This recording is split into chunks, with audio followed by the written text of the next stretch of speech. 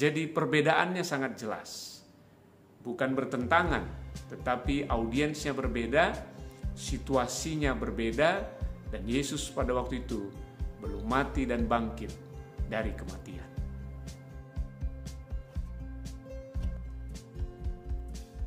Jadi, kita belajar kebenaran tentang pengampunan dari sini. Pengampunan ternyata adalah bicara tentang identitas kita, bicara tentang posisi kita. Pengampunan bicara tentang sesuatu yang sudah kita miliki.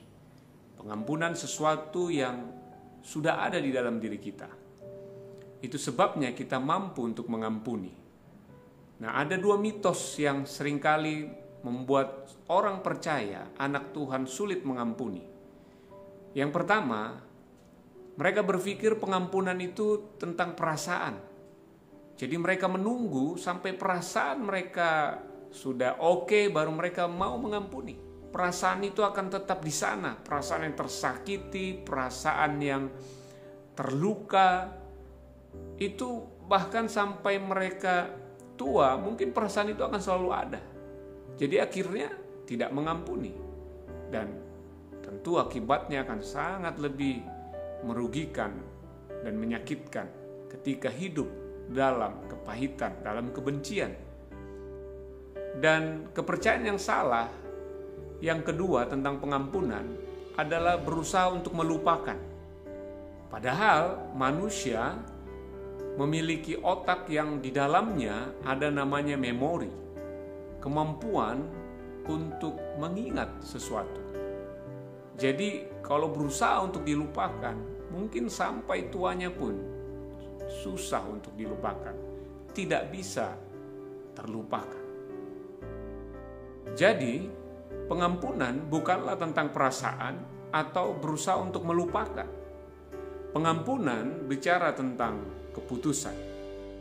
Pengampunan yang benar seperti yang Tuhan ajarkan kepada kita.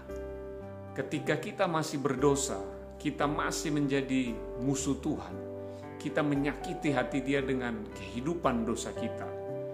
Dia membuat sebuah pilihan, sebuah keputusan untuk mengampuni kita dengan cara Dia yang menanggung dosa-dosa kita. Dia mati di atas kayu salib untuk mengampuni kita. Jadi bagaimana kita bisa mengampuni orang lain?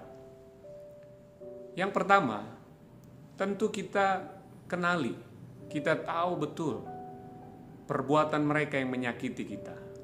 Jadi bukan asumsi atau kira-kira, tapi kita memang tahu persis bahwa memang mereka melakukan sebuah perbuatan, tindakan atau apapun itu telah menyakiti kita dan telah melukai kita. Dan terkadang itu mengakibatkan luka yang begitu dalam, menyakiti hati kita, melukai perasaan kita. Dan it's okay kita akui, kita mengalami akibatnya yang begitu merugikan kita, yang membuat kita betul-betul terpukul, terluka, dan sebagainya. Nah, sampai di tahap ini, dalam proses seperti ini semua normal, ini semua wajar. Karena kita nggak perlu menolak perasaan kita yang sakit, perasaan kita yang terluka akibat tindakan-tindakan mereka yang menyerang kita, melukai kita. Sampai dalam hal ini wajar kita akui, ini bukan soal rohani atau tidak rohani memiliki perasaan seperti ini. Inilah konsekuensi kita hidup di dalam dunia yang telah jatuh dalam dosa ini. Banyak hal yang bisa membuat kita terluka, tersakiti, sedih, dan sebagainya. Namun, setelah kita mengenali perbuatan mereka yang melukai kita dan perasaan-perasaan, pikiran-pikiran negatif yang muncul akibat perbuatan mereka ini, berikutnya kita membuat keputusan untuk move on. Untuk kita tidak berlama-lama, tidak larut dalam kesalahan mereka, dalam perasaan-perasaan negatif, tersakiti yang muncul dalam hati kita. Kita memilih untuk mengampuni mereka. Mengampuni tanpa syarat. Karena kita tahu bahwa ini akan menyembuhkan kita dan menyembuhkan mereka. kita katakan kepada mereka, aku telah mengampuni kamu. Bahkan, sekalipun kamu melakukannya lagi, aku tetap mengampunimu. Oh, tentu kita bukan bermaksud supaya mereka mengulanginya lagi. Tetapi, kita mengampuni mereka tanpa syarat. Sekalipun mereka mengulanginya lagi, kita tetap mengampuni. Karena kita mau dia benar-benar dilepaskan dari semua rasa tertuduh, rasa bersalah. Karena itu yang akan mengubah hidup mereka. Bukan karena kita intimidasi atau karena kita ancam-ancam. Kita percaya orang bisa berubah karena kita ampuni mereka tanpa syarat. Kalau itu terulang lagi, kita percaya itu memang sudah di luar kendali kita. Tapi itu adalah urusan dia dengan Tuhan. Tapi bagi kita sudah dimerdekakan. Kita sudah dilepaskan dari ikatan perasaan-perasaan dan pikiran-pikiran yang menyiksa kita sebagai orang yang terluka, orang yang kepahitan dan bahkan dikuasai oleh kebencian. Waktu kita lepaskan pengampunan, supaya kita disembuhkan.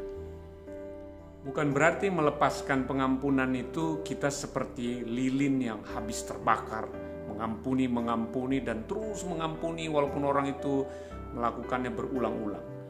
Tentu kita kalau itu masalah keuangan, kita tidak akan lagi percaya mereka dalam hal keuangan. Kita mungkin belikan makanan kalau mereka butuh makanan.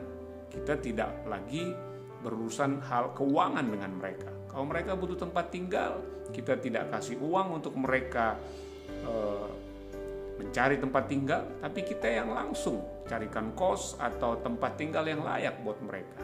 Jadi bukan berarti kita mengampuni itu kita bisa dibodohi terus atau dimanfaatkan. Percayalah, Roh Kudus akan menuntun kita untuk kita bisa belajar dari setiap hal-hal yang dulu melukai kita.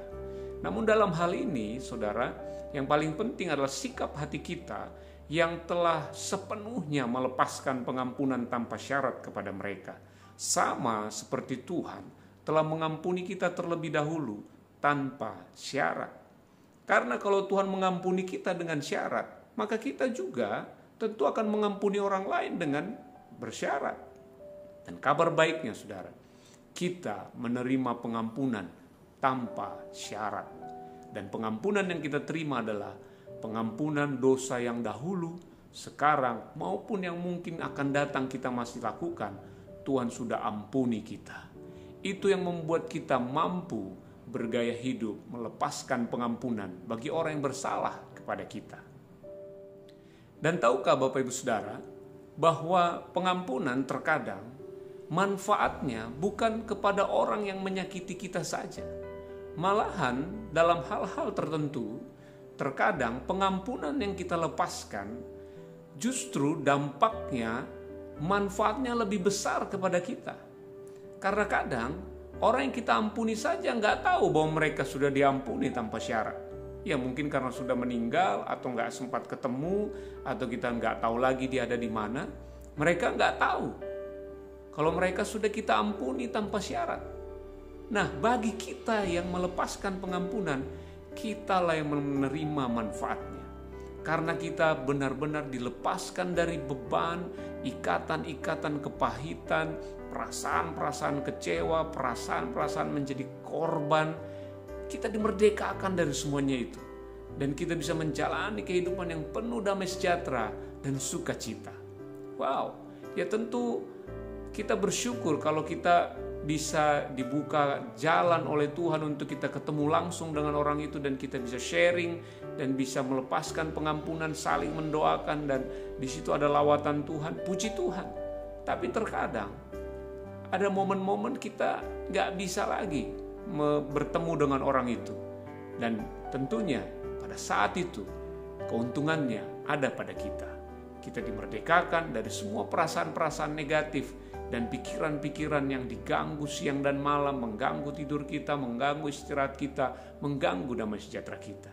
Jadi pengampunan sangat baik bagi diri kita. Jadi hari ini kita belajar, pengampunan ternyata bukan tentang perasaan, bukan tentang berusaha untuk melupakan, tapi pengampunan berbicara tentang sebuah keputusan untuk mau mengampuni. Mengapa? Karena kita adalah orang-orang yang telah diampuni. Kita telah memiliki pengampunan yang sempurna, pengampunan tanpa syarat dari Tuhan. Itu sebabnya kita bisa bagikan, kita bisa lepaskan pengampunan itu bagi orang lain yang bersalah kepada kita. Salam Gereja Kepenuhan Kristus. Tuhan Yesus memberkati.